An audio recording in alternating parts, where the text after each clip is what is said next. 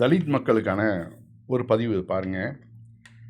அதில் வந்து ஒரு பையன் ட்ராமா ஸ்கூலில் வந்து ட்ராமா நடத்துகிறாங்க. அப்போ வந்து அந்த ட்ராமாவில் எப்படிப்பட்ட ஒரு காட்சிகள் அது அமைக்கப்படுது. அதாவது அவனுடைய ஃப்ரெண்ட்ஸு சர்க்கிள் வந்து இவனை வந்து தலித்துன்னு சொல்லி பங்கி பங்கி அப்படின்னு சொல்லிட்டு கேவலமாக பேசுகிறாங்க. அப்போ வந்து அவன் சொல்கிறான், என்னை வந்து எல்லாரும் பங்கி பங்கின்னு சொல்லிட்டு என்னை கேவலப்படுத்துகிறாங்க. நான் வந்து படிக்க விரும்புகிறேன், அதுவும் இந்த பள்ளியில் வந்து படிக்க விரும்புகிறேன்.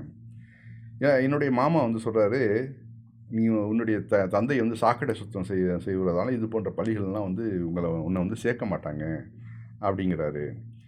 எனக்கு அறிவு இருக்குது, வளிமண்டலம், வாயுமண்டலம், வரலாறு, அப்படி 1 2 3லாம் நல்லா படிப்பேன், நல்லா சொல்லுவேன். சாரே ஜஹான் ஹிந்துஸ்தான் ஹமாரான்னு பாடல்கள்லாம் நான் வந்து நிறைய பாடுவேன். எனக்கு அறிவு இருக்குது, என்னை வந்து படிக்க வைங்க, நான் வந்து இந்த பள்ளிக்கூடத்தில் வந்து நான் சேர விரும்புகிறேன் அப்படின்னு சொல்லிட்டு அவன் வந்து இரக்கத்தோடு கேட்குறத நம்ம பார்க்குறோம். உண்மையிலே மனசு வருத்தமாக இருக்குது.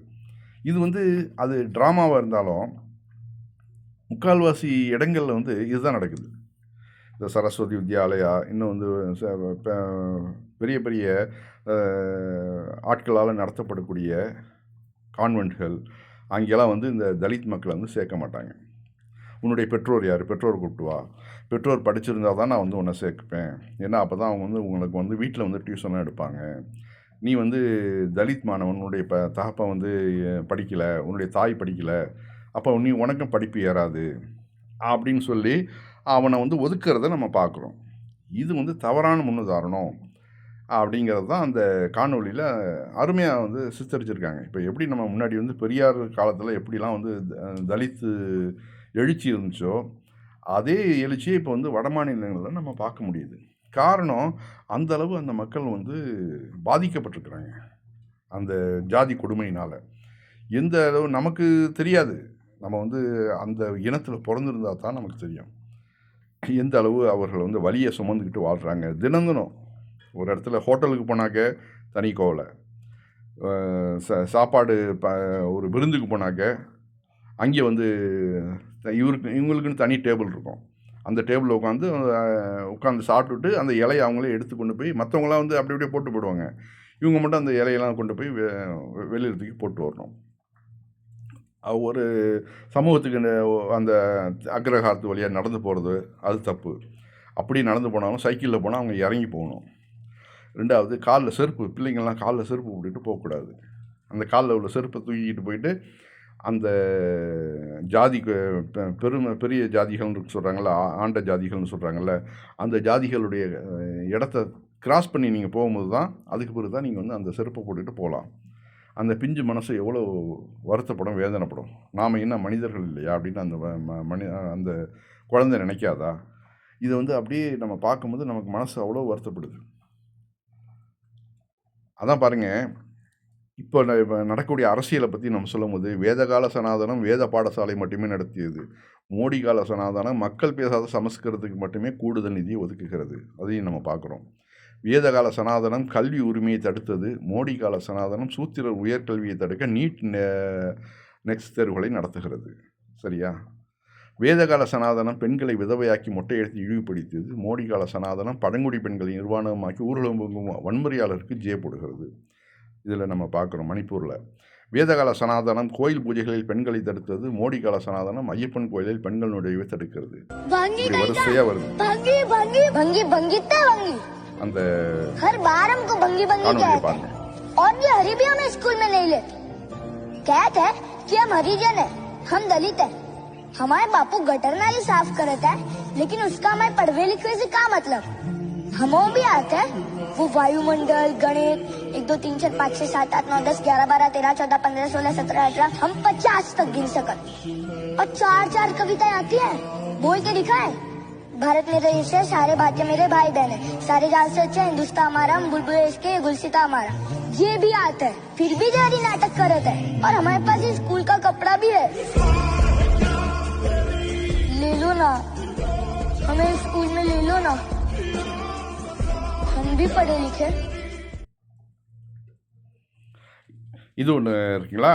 அடுத்தாப்புல பாருங்க, ஒரு நாட்டுப்புற கலைஞர் அவர் வந்து கோயிலில் போய் நல்ல சாரீர சுத்தத்தோட அவர் வந்து அருமையாக பாடல்களை பாடுறாரு. அந்த பாடலை கேட்டு முடித்தவனையும் அங்கே வந்து பாடல் கேட்ட அந்த மக்கள் வந்து என்ன பண்ணுவாங்கனாக்க, கடைசியாக வந்து மெல்ல வந்து நீங்கள் எந்த ஜாதி அப்படின்னு கேட்பாங்க, இவங்களுடைய கலரை பார்த்துட்டு. அப்போ வந்து அந்த பெண் வந்து அப்படியே உடஞ்சி அழுவுது அந்த பொண்ணு, அந்த காணொலியை பார்க்கும்போது. அதை வந்து அங்கே பார்த்துட்டு இருக்க ஸ்வேதா மோகன், சுஜாதாவுடைய மக, அவங்கெல்லாம் வந்து அப்படியே கண்ணு கலங்குறாங்க. அங்கே இருக்கக்கூடிய அந்த அரங்கமே வந்து கண்ணால் கண்ணீர் வருது. ஆனால் அதுக்கு என்ன சொல்யூஷன்? இப்படி கேட்குறாங்க தெரியுது, அவமானப்படுத்துகிறாங்க தெரியுது. அதுக்கு என்ன தீர்வு என்ன? தீர்வு உங்களால் சொல்ல முடியுமா? எப்படி வெறும் கண் கலங்கிட்டு அவங்கள அனுப்பிச்சி விட்டா அதோட முடிஞ்சு போச்சா? அப்போ வந்து சனாதனத்தை போதிக்கக்கூடிய அந்த பாடங்கள் நம்ம வந்து முதல்ல எடுக்கணும். அதை வந்து யாருமே சொல்ல மாட்டேங்கிறாங்க. இல்லை மதம் மாறணும். 2 சாய்ஸ் தான் இருக்குது. ஒன்று, இந்த சனாதனத்தை போதிக்கக்கூடிய ஜாதி கட்டமைப்பை கொடுக்கக்கூடிய அந்த சட்டங்கள்லாம் வந்து குப்பை தொட்டியில் தூக்கி போடணும். அது நடக்குமா? நடக்க போகிறதில்ல. ஏன்னா இப்போ இந்த பிஜேபி ஆட்சி வந்தது பிறகு அந்த சனாதனத்தையே சட்டமாக கொண்டு வர்றதுக்கு மனுக்கு கோயில் கட்டி அந்த மனு நீதியை தான் வந்து இவங்க வந்து கொண்டு வர்றதுக்கு நடைமுறைப்படுத்துறதுக்கு முயற்சிக்கிறாங்க. அப்புறம் எப்படி அது வந்து ஒழிக்க முடியும்? ஜாதியை ஒழிக்க முடியும்? ஏன்னா சின்ன வயசுலேருந்தே அது வந்து பயிற்றுவிக்கப்படுது. நாம் வந்து இப்படி தான் இருக்கணும், நாம் மேல் ஜாதி, நாம் இப்படி தான் இருக்கணும், அவர்கள் கீழ் ஜாதி, அவர்கள் அப்படி தான் இருப்பாங்க, அவர்களை நம்ம வந்து தூரமாக்கி தான் வைக்கணும் இப்படின்னு சின்ன வயசுலேருந்தே அவர்களுக்கு போதிக்கப்படுது. பள்ளிக்கூடங்களில் வந்தால் பள்ளிக்கூடத்துலேயும் அதே மாதிரி தீண்டாமல் கடைப்பிடிக்கப்படுது. அவனை தூக்கி ஓரமாக வை அப்படிங்கிறாங்க. அவனுக்குண்டு பள்ளிக்கூடத்துலேயே வந்து தனி கோவலை, தனி பானை, தலித்துகளுக்குன்னு தனி பானை, மற்ற ஜாதிகளுக்குன்னு தனி பானை. இது தமிழ்நாட்டில் இல்லை, ஆனால் வட மாநிலங்களில் இன்னும் இருந்துகிட்ருக்குது. இது எவ்வளோ பெரிய கொடுமை இது! இந்த காலத்தில் அதுவும் நம்ம வந்து வல்லரசாகிட்டு இருக்கிற நாடு, ஒரு வல்லரசை நோக்கி போய்கிட்டு இருக்கிற ஒரு நாடு தனது மக்களை வந்து இன்னும் இந்த இழிவு நிலையில் வச்சுருந்து, அது பெரும்பான்மையான மக்களை இழிவு நிலையில் வச்சுருந்து, இந்த பாருங்க அவர் வந்து ரொம்ப மனசு வருத்தப்பட்டு அழுகிறாரு அந்த பெண்ணுடைய பேச்சை கேட்டுட்டு. அதனால என்ன கோயில்ல எல்லாம் போய் பாட போவோம், ஒருத்தர் 2 பேர் உட்காந்து கேட்பாங்க. என்னதான் நம்ம பாடினாலும் பாடி முடிச்சோடனே எல்லாரும் கேட்கிற முதல் கேள்வி நீங்க என்ன கேஸ்ட்னு கேட்பாங்க எங்கள்கிட்ட வந்து.